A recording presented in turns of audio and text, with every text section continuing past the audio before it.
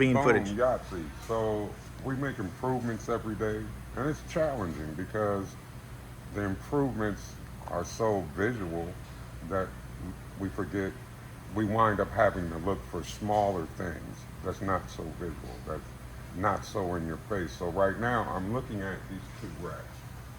We have two presses, and our intent was to have two racks that look identical for each press.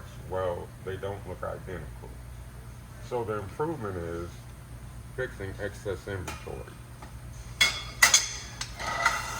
We need these because M&R, when the techs come, they use these to help do their maintenance on the press. We'll put them on that rack. We have these for registration purposes to dial it in and get close, but we never use them. Excess inventory.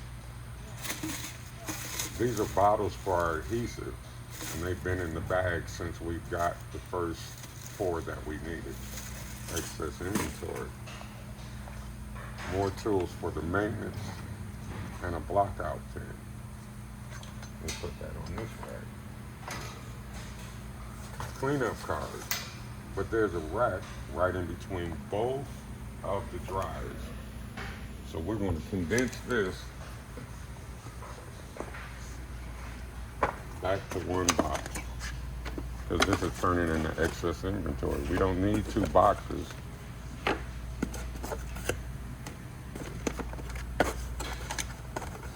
So now we've condensed that. Voila. Kanban in that box. Excess inventory. Web adhesive that we only use with hoodies and thick cotton stuff, but we'll hang on to it in the event.